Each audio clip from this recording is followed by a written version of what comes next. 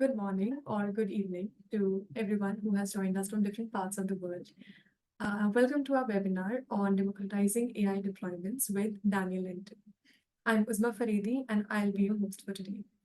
This webinar is brought to you by E2E Networks Limited, India's leading cloud GPU provider.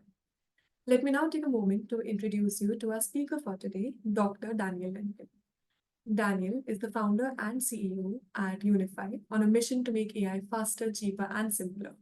One of the products of Unify, known as Model Hub, is a collection of LLM endpoints with live runtime benchmarks, all plotted across time, and currently has 21 LLM models, with many more to come. Unify is also part of YC Winter 23 batch. Prior to founding Unify, Daniel was a PhD student in Dyson Robotics Lab, where he conducted research at the intersection of machine learning, computer vision, and robotics. During this time, he also worked at Amazon on their drone delivery program. Prior to this, he completed his master's in mechanical engineering at Imperial College with Dean's List recognition. Now, on to the main event. Over to you, Daniel. Okay, well, thank you so much for that very, very kind introduction. Really excited to be here and talk with all of you today. Yeah, so what I can do is to start off sharing my screen. So one moment. Let's hope we have no technical issues. I don't think we will. Let me just quickly fit to screen and then share this. Okay, so hopefully you can see my screen. Can you see my screen? I think you can. Amazing. Well, I'll kick off then. We can. Yeah. Good stuff. Okay, so yeah, well, again, really great to be here. Excited to chat with you today about getting the best LLM on every prompt. So diving in, first to set a bit of background context. So as I'm sure everybody is aware, the AI landscape has exploded over the last few years in particular. There is an explosive growth in new models. So here we look at models for games, for language, for multimodal, vision, and other. And this is going up to, I think, 2023. And in all domains, the number of the cumulative number of major systems that are kind of foundation models used on a large scale is increasing all the time. More importantly, aside from there being more foundation models, there are more and more companies moving into what I see as being something like an endpoint era, where lots of these companies that were conventionally providing pure machine learning infrastructure, so examples include Replicate and OctoML, and certainly Grok and Databricks as well, you can include here too. Lots of these companies that were pure infrastructure are increasingly verticalizing with AI as a service offerings. You could say the same again about AWS and Bedrock and GCP and Vertex AI. All of these are now coming out with their own endpoint AI as a service offerings, very much like GPT-3, GPT-4, ChatGPT, etc. Now, this is predominantly in large language models at the moment, but of course, there is lots of interesting stuff going on in text to image with Sora, planned to be announced, released publicly at some point later this year. Obviously, Stable Diffusion with Stability AI, etc. Text to speech is becoming more and more impressive all the time with companies doing AI as a service there as well. So again, we're really seeing the beginning of this era where many AI services are offered directly as API offerings by a lot of these big providers. So what observation is basically, it's not clear what, for any given application, what is the best setup to have basically. So some applications require very high throughput, particularly if you're processing millions of PDFs in batch and you just want to get as many of these done as you possibly can, then throughput is very important. For a lot of applications, cost is very important, where particularly for user-facing applications where you don't want to charge them huge amounts of money, that's important. Low latency is important if you need very responsive applications, or if you're dealing with, I don't know, financial transactions or anything like this. Particularly if you're running on an edge device as well, latency is important so that the user experience isn't inhibited. High accuracy is, of course, is always important. Depending on the application, it may or may not be more or less important. So again, these are all in direct competition, and there's really no shoe-fits-all approach that works well with all of them.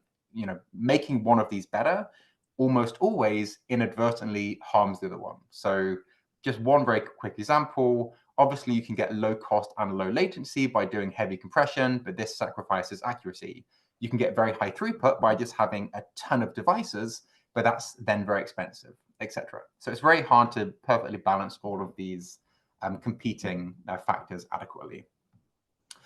So when we go to the LLM space in particular, what most people are typically doing is they are effectively doing static routing, where they send all of their queries to one model with one provider. And that doesn't matter what the prompt is. So whether you're sending an easy prompt, like what is the capital of Egypt, or whether you're sending something much harder, summarize this document, typically all of these go to your individual model and your individual provider, and you're then locked in to whatever kind of quality of the output and speed and cost they are able to provide. Now, one observation that we've made is that the time, the performance varies wildly across time.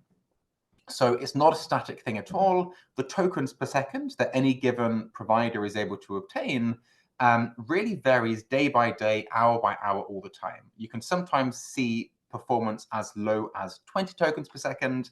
This can then shoot up and be as high as 100 tokens per second. And if you're just locked into one provider, you're unfortunately riding these waves with the provider, and you're riding the peaks and troughs, and you have to just accept that sometimes your application might have a pretty poor performance on the speed, basically.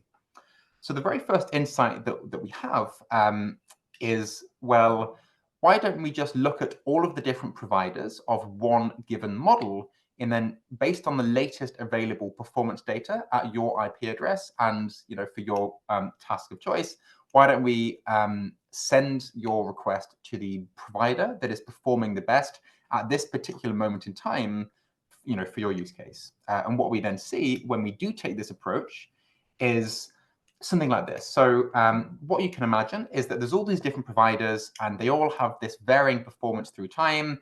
On one date, Together AI might be better. Another point in time, Fireworks might be better, or any other provider. And that changes quite broadly. So what you can then instead do is say, well, I don't mind the provider I'm using. I just want to make sure that in my region of the world, and at this point in time on this day, I want whichever is performing the best right now. And what you then end up with is something that looks like this. You just disregard all the different providers. You take, if you can see the difference, you take the argmax across them. So whichever is the highest performing right now. And that's what you can then do by using our unified platform, where you can then get faster LLM performance than any individual provider is able to offer. And what I can quickly show you now is a quick screen share of this. So let me very quickly share my screen for a moment instead of the tab. So you should now see my entire screen. So let's then go unify AI/hub and go to our model hub. Actually, we're having a bit of a rebrand soon, so all of this will just be the Unify platform, and it won't be a dedicated model hub per se, but for now, that's what it is. So let's take Mixtral as an example. You can find any of these. All you need to do, and you're very welcome to do this now from home, you just type unify.ai/hub, and then you can see all of these different models. So let's take the example of Mixtral, and then what you get are the runtime performance results for the various providers that support Mixtral. And we have Bedrock, Deep Infra, Lepton, Fireworks, Anyscale, Perplexity, Mistral, Replicate, OctoAI, and Together AI. And we have more on the way. So there's many more coming, including, Vertex AI is one, Grok is one. I think also Databricks now are having endpoints as well, if I'm not mistaken. So, many more providers on the way. And the kind of interesting thing is you can see. So first of all, you can change the region. So right now we have the results for output tokens per second in Hong Kong, where you can change this to other metrics. So let's say we want to look at time to first token instead. You press this little graph button. The UX will be changed a little bit soon, actually, to make this a bit more intuitive. But for now, it's this little graph. You can look at the inter-token latency. You can look at the end-to-end latency, etc. But let's stick for now. Well, actually, let's look at the time to first token first. The kind of thing that you can immediately see is that the location, for example, actually matters here. So let's take a look at Belgium. We can see that in Belgium, the best time to first token is, generally speaking, Mistral. Now, this is perhaps not surprising, because Mistral, being a French company, presumably have a lot of their servers based in Europe and presumably in Paris or in France somewhere. However, if we're then querying these from Iowa, we actually see that Mistral is not the fastest at all, and the fastest is actually Fireworks. So this is something that hasn't massively been explored, but actually the region where you're querying these from makes a big difference. And when we do our dynamic routing, we look at the IP address and we can then make informed decisions based on geography as well as the time series perspective here, basically. But even if you look at output tokens per second, you can see sometimes breaking through, but by and large, it's a mix-up between Fireworks and Together. But even here, there's periods of time where one has the edge over the other, kind of 352 versus 236. This becomes more clear on a linear scale as well. So, even just here for these 3 days, you should really be going with Fireworks because it's much faster.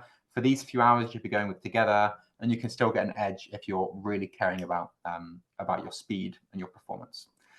So this is what we've got in terms of the benchmarks. You can change the sequence length from long and short. You can change the log and linear. You can do smoothing to see slightly broader trends where these kind of things I just spoke about become even more apparent with the smoothing involved. So this is the first thing, and basically really showing for the first time how important a time series perspective is when you're looking at the runtime performance of these different LLMs. So I'll quickly stop sharing and come back to the tab. Yeah, there we go. So that's all well and good. You might be thinking, so that's great. But what about the actual quality of the different prompts? I mean, it's fine if you can route between the different providers for one model, but what if I'm not sure what model is best for my data? What if I don't even know where to start there and I don't know which model to be using? Well, that's where our broader routing comes in, where actually we have the ability to route and make decisions based on the quality of the model, the speed, so for example, throughput, and the cost as well. And really you can imagine, you have this application where there are certain requirements for the cost that's required, the throughput that's required, and the output quality that's required on your particular data. You can effectively set these sliders for how important that is, and then actually get a model that is perfectly tuned to be giving you the best cost, performance, speed balance for your task. So we'll unpack this a little bit more and understand why this is a problem and how we can actually take steps to provide such a system that's perfectly tuned for your task at hand. So the first thing is there is a huge amount of variety. Even on relatively narrow tasks, there is a ton of different queries that you might want to send to a model, and it's not clear which of these queries are going to be best responded to by different models, basically. So you might have, a query you need to send to a database.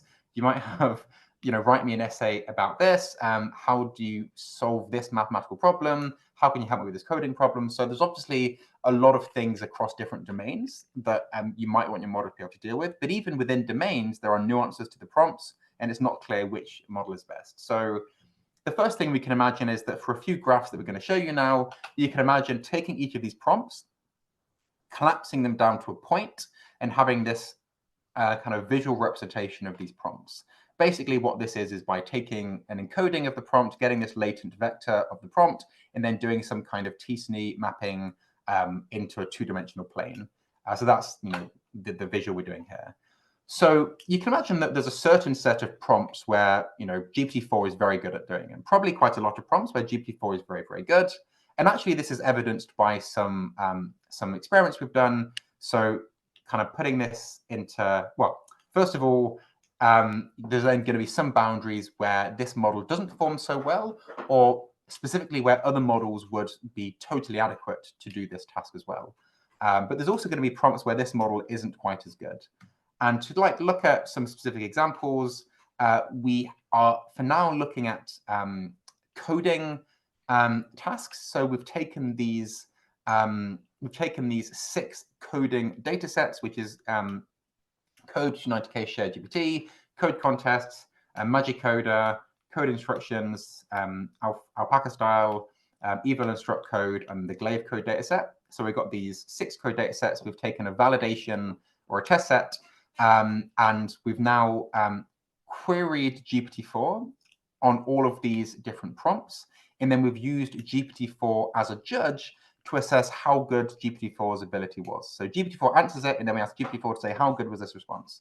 And we can see that for a lot of these data sets, GPT-4 does very well, but actually there's some questions where GPT-4 struggles with. So there are these kind of red regions where actually this model isn't able to deal with those particular prompts. But by and large, GPT-4 is very capable. What we also see is that each of these data sets are quite spread. So there's not like massive clustering, apart from code contests, where they're all clustered towards the bottom center. All of them generally have overlapping regions. So the semantic difference between the questions is more important on a question-by-question basis, maybe based on the coding, the programming language and stuff like this, and not actually across the data sets themselves. So what you can imagine is, well, yeah, there's all these different prompts that might come through. Maybe this Anthropic model is going to be better on these prompts. Maybe this Mistral model is going to be better on these prompts. Maybe GPT is going to be better on these prompts, etc. Cohere models, etc. So really, every model has a region within the prompt space where it really excels. So we've done some tests to, first of all, see on this data set. So basically, before we were going through these 6 test sets for these different 6 coding data sets, we've then added all these together just to look at the entire performance. So all of these 6 graphs, all these 6 data points kind of put on the same image. So that's what we see here. And now each of the graphs represents a different model and how well that model does on these questions. Again, with GPT-4 as a judge. So what we see is that, for example, as you would expect, the very small cheap models are not so high performing. So the Gemma 7B in the bottom left struggles on quite a lot of these questions.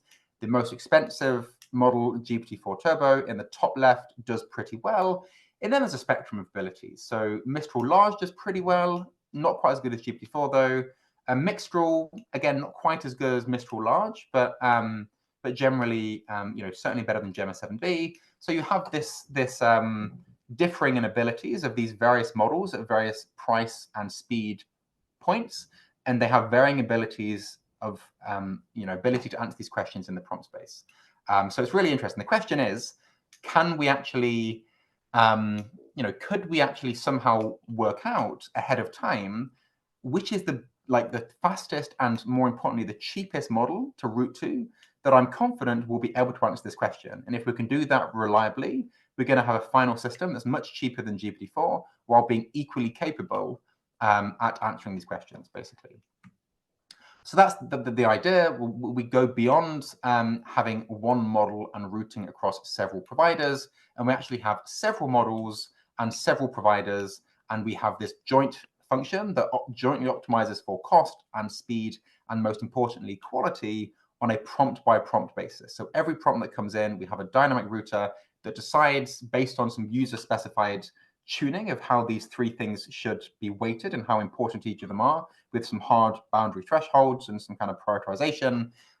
We can then make informed decisions about which model and provider pairing to send the request to, basically.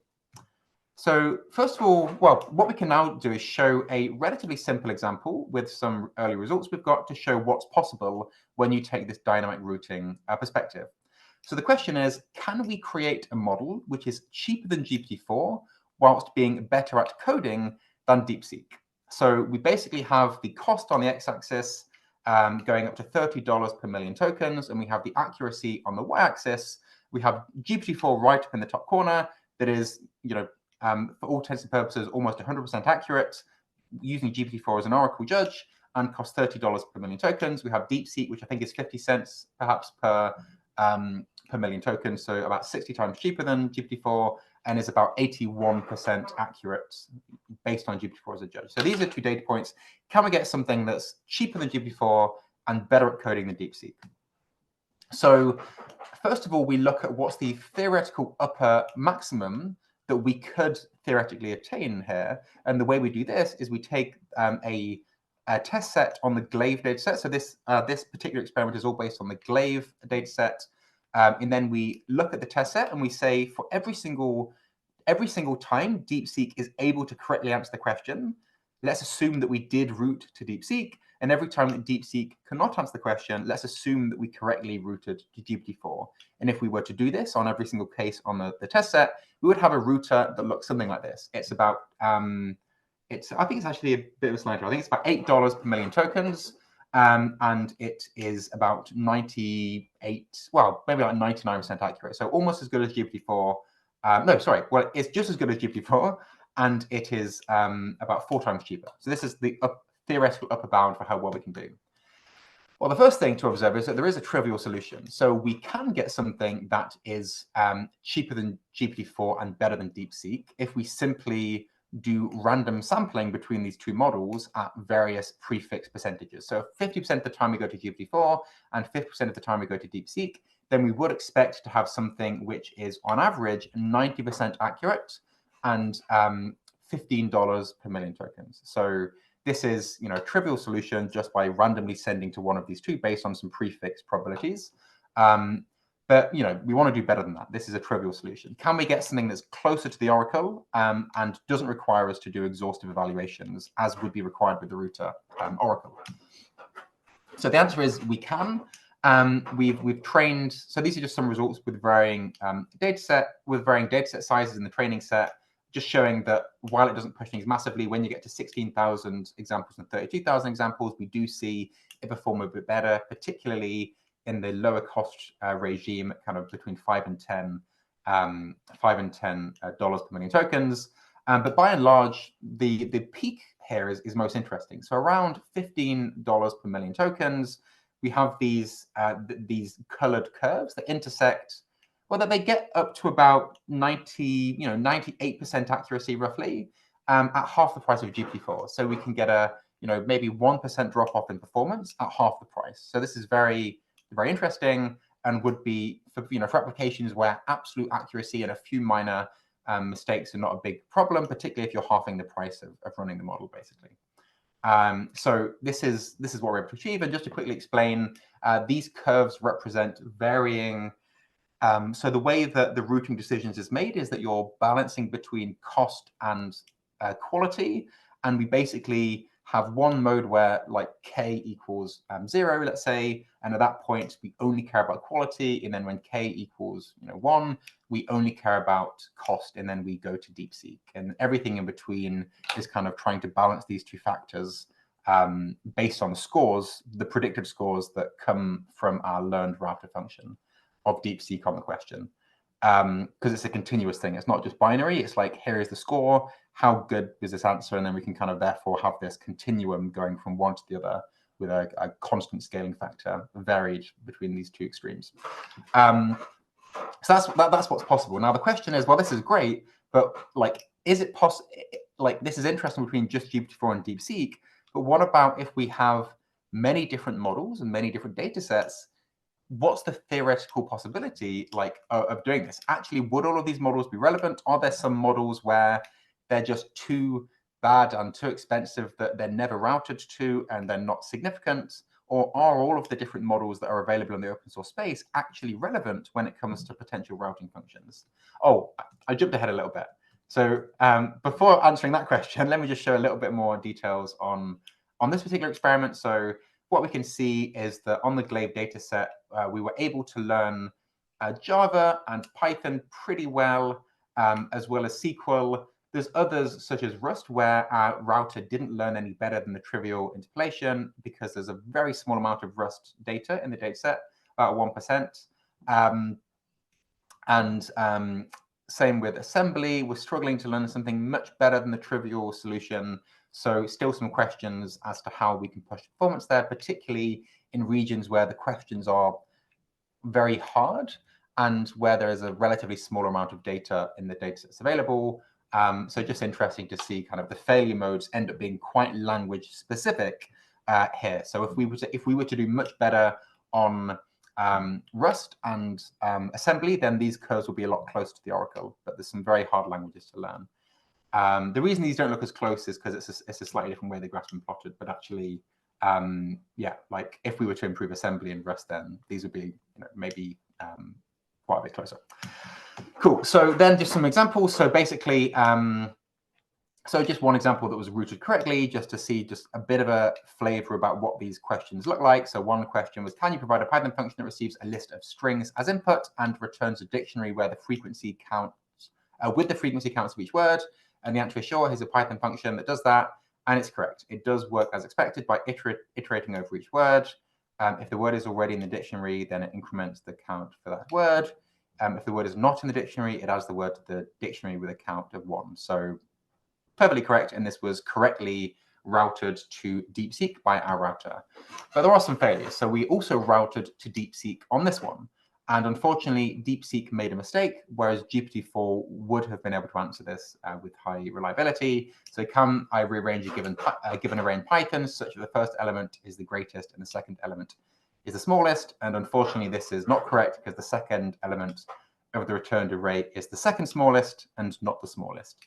So again, not too much to read into, more just to give you a bit of a flavor for what some of these problems look like and some of the kind of mistakes that DeepSeek makes, which GPT-4 doesn't, which with the routing function is not able to reliably learn. So now we've done some broader experiments here where basically the question is, well, what if we had many more models and many more coding data sets? We're staying in the coding regime for now, just to keep things quite concentrated. So would we be able to get massively better performance than the trivial interpolated solutions? And the answer is an overwhelming yes.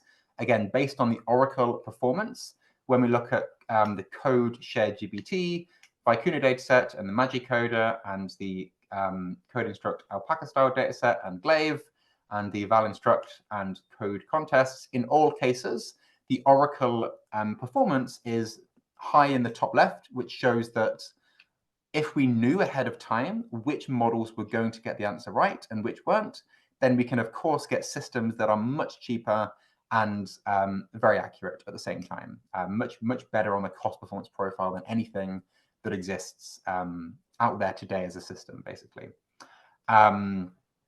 So another question then is, well, that's all well and good, but how important are all of these models? Is it actually relevant? Is it actually necessary to have 7 different models? At the moment, the models being these. Let me quickly go back to a previous slide to show the models. It's these models. So we have GPT-4 Turbo, Mistral Medium, GPT 3.5 Turbo, DeepSeek Coder, Gemma 7B, Mistral Large, and Mistral Small. These are the ones we've got so far. We are going to soon be doing experiments, of course, with Gemini and with the various Claude models and so on. But for now, we're just stuck with these 8.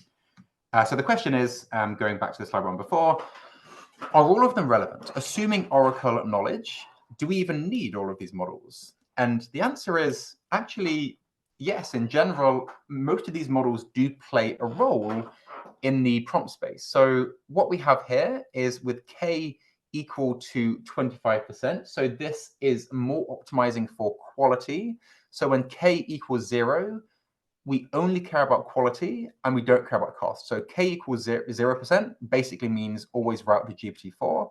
And K equals 100% means basically always route to the cheapest model. And anything in between is the balance of these two. So K equals 25% is more quality concerned than cost.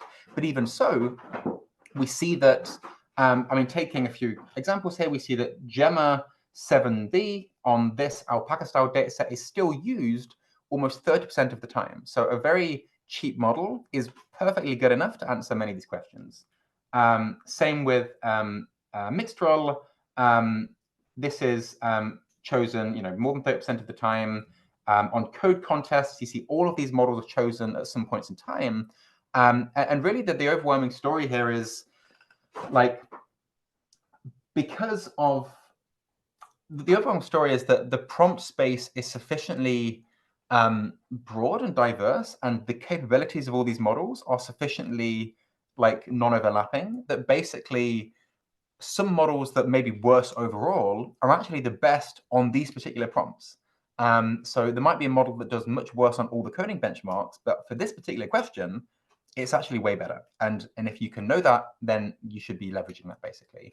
And then what we see is generally, as we then go through to K equals 50, so the likelihood of using these cheaper models gets higher because basically we care more about cost. So this was quite a quality optimizing regime. You see that, well, the scales change a bit, so some of the graphs go down, but let's look at the top left blue bar, for example. You can see that the likelihood of Gemma 7B goes up, the likelihood for GPT-4 Turbo goes down. So again, 25% here. We see, yeah, between the transition, we go to 50. Gemma 7B is more likely, GPT-4 is less likely. And then we go to 75. Again, the case is even further. So mixed rule small is less likely, and Gemma 7B is more likely still, because again, the way the router works is that the scores are predicted on a continuous scale, and therefore we can kind of do some weighting between the cost and the quality predictions and make these decisions accordingly.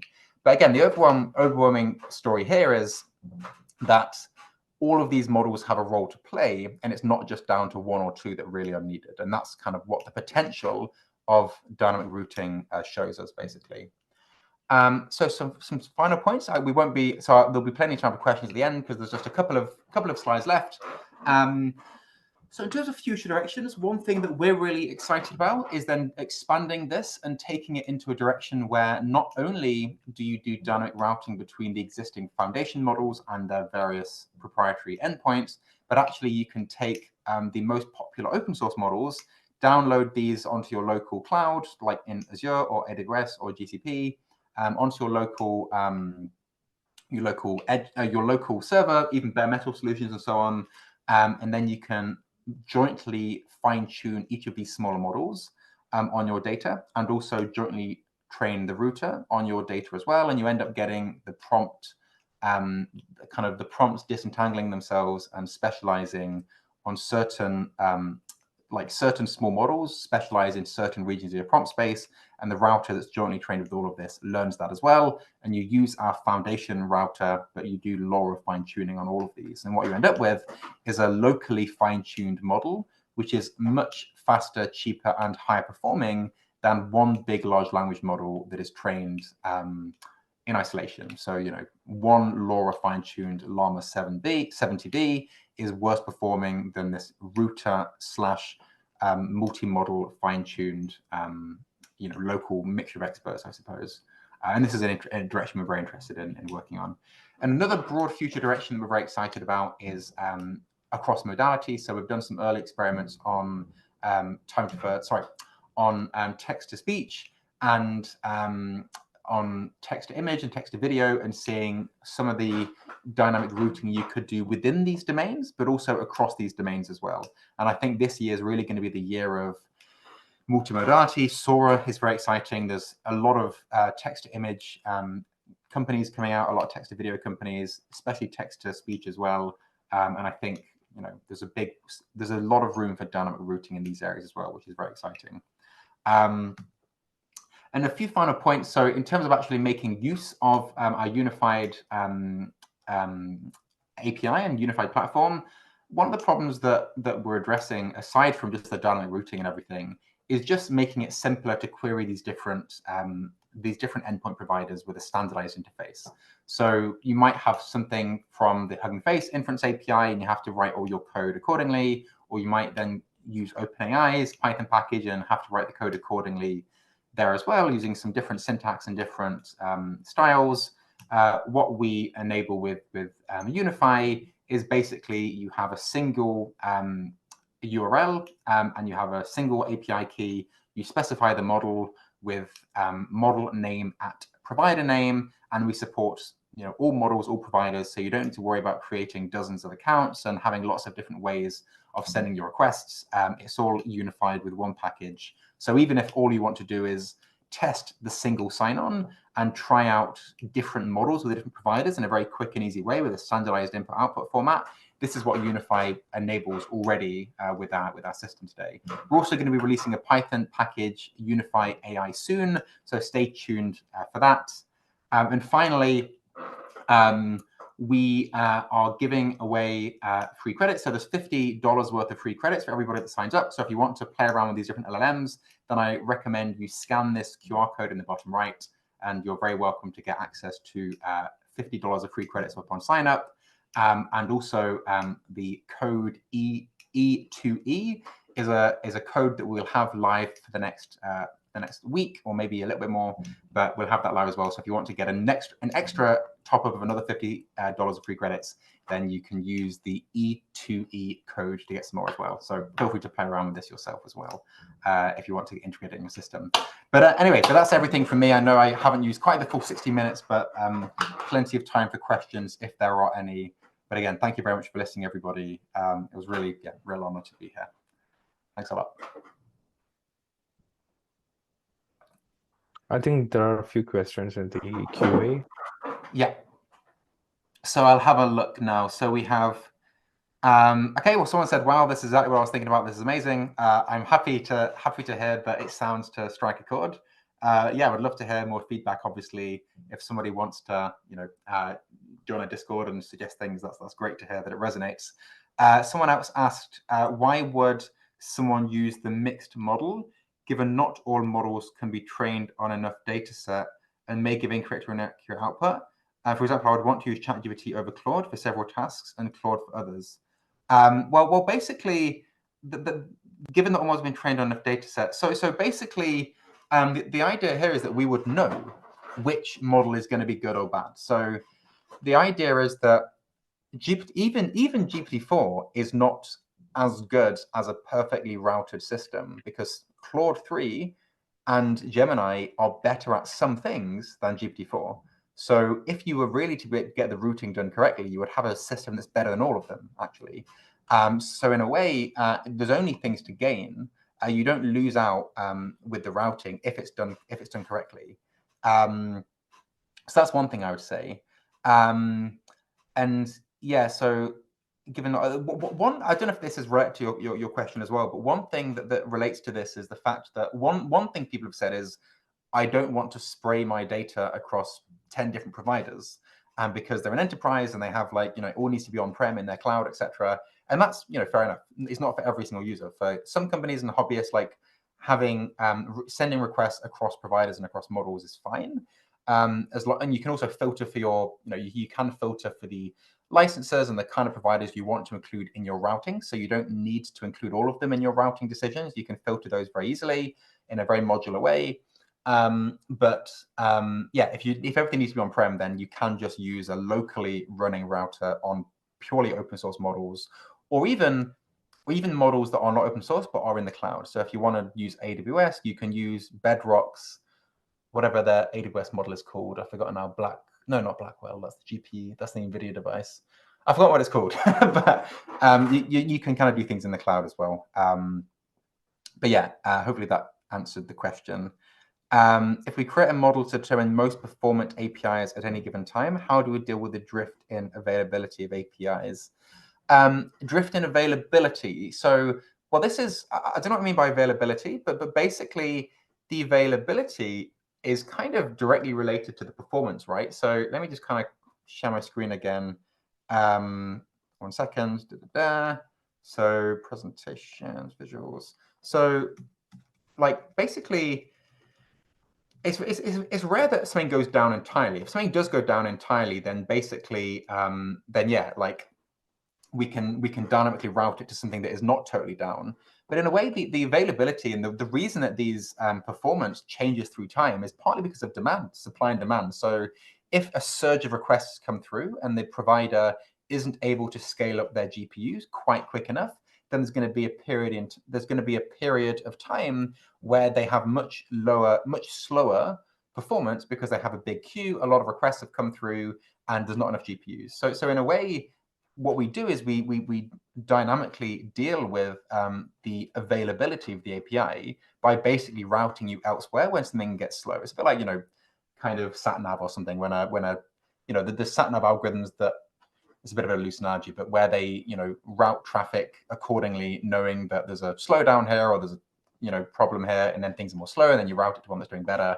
This is what we do, and it updates every 10 minutes. So we have very ongoing data. So it's always very up-to-date data on the current performance that is available at your IP address, at your location, and so on. So we can mitigate against that, basically.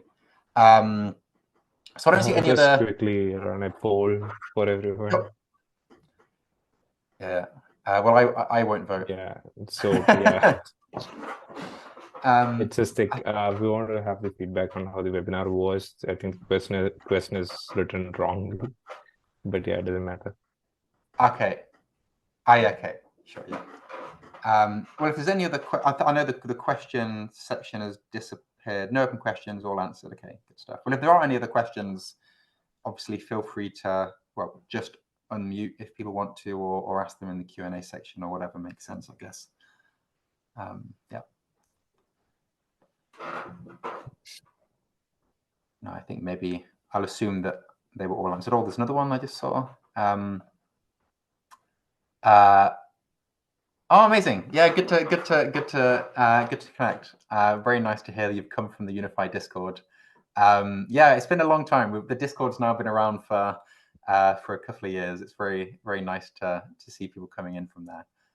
Yeah, great to have you here, Anaran. Daniel, do you want to leave your contact, or what is the easiest way to contact you? Yes. So the best way to contact me is actually on Discord. So what I can do, so I mean, basically, if you go to unify.ai, that's our website. And then if you go to community and then socials at the top, you'll see our Discord there. But I can add the invite link here in the chat, maybe. I don't know. Oh, hosts and panelists. I guess maybe not everybody can see that. There's an option for everyone. Okay. Yeah. I'll just do that. I'll just send that. Share that. Yeah, exactly. So this is the Discord link. So if you click this, you can join our Discord and just message in the general, tag me at kind of Daniel Lenton. We like to keep everything quite open discussion and everything. So I always try to respond within a few hours. I'm kind of always online. So yeah, so I'd recommend that. I see here there's a question quickly. So Kato says, I have a question about your take on autonomous AI agents. Yeah, basically, I think agents are super interesting, and I think that is a huge field because obviously the way that people think is by breaking things into smaller tasks and doing higher level reasoning, and I think GPT-4 definitely becomes much more powerful when you first ask it to break, the high level task into subtasks, and then you ask it to execute each of those subtasks. So you can definitely push things a lot further when you don't limit yourself to one context window and one prompt. And that's agents in a nutshell. So yeah, I think agents, agents means all kinds of things when you go back a long time in ML, including reinforcement learning and so on. But LLM agents are huge. And yeah, I think a really important research area. On a lighter note, do you see this as an intermediate step before AGI comes in and be able to answer everything? Yeah, I'm not sure. I think mixture of experts are the right approach when you're training a model from scratch. And if we see enough models come out, each of which might be trained on proprietary data sets that different companies have, I think the only way to get one model that can get access to all of that knowledge is actually via a mixture of experts that sits on top of the public endpoints, basically. So if you imagine there's maybe Facebook have a load of proprietary data they might be able to train Llama on, and OpenAI have a load of data they've exclusively bought the rights to, and Google has a load of data it's exclusively bought the rights to. I think if you want a model that's able to leverage all of that data effectively, because they're not going to share it amongst themselves, then you might need a routing function that can kind of leverage the benefits of all of these models, and kind of takes a mixture of experts to kind of a new level, almost like mixture of experts squared, because all of them are themselves, of course, a mixture of experts as well. So I think this could be an important part on the road to AGI potentially, but let's see. Yeah, I think that's all of the ones. So I've clicked answer live. I'll click answer live here. I'll click answer live here. So they're done. Any other questions? There was one that had no content, so I just marked that as done as well. Any other questions from anyone before we wrap up? Okay. Well, I guess there's no harm in. I know I didn't use the full 60 minutes, but I'll keep it quite short and sweet. No worries. Cool. Well, again, really great to present. I guess I'll hand over back to you. Yeah, Daniel, just one more question from my side. Like, so how do you feel? Have you tried out Grok yet? Or Yes. Well, we haven't actually tried it out yet. I think we're on the wait list for it still, maybe, if I'm not mistaken. But I've seen the results, so I've looked at the benchmarks and seen how good and how fast it is, and it's super impressive. I've been following Grok for a while, just the kind of the company and the hardware they're building. Yeah, so not tried it yet, but we should have an integration to Grok soon, and we'll be making an announcement on social media when we have that fully integrated, because it's very impressive. Same with Databricks, same with kind of Gemini and Vertex AI. There's a lot of integrations on the roadmap. Yeah. okay, cool. The reason why I asked is like there are a lot of startups who are talking about the training and then struggling with the inference engine. Yeah, because not many, like even H100, the kind of inference that we get out of and like H100 GPUs versus when you compare with Grok's performance is very different, and it's comparatively very.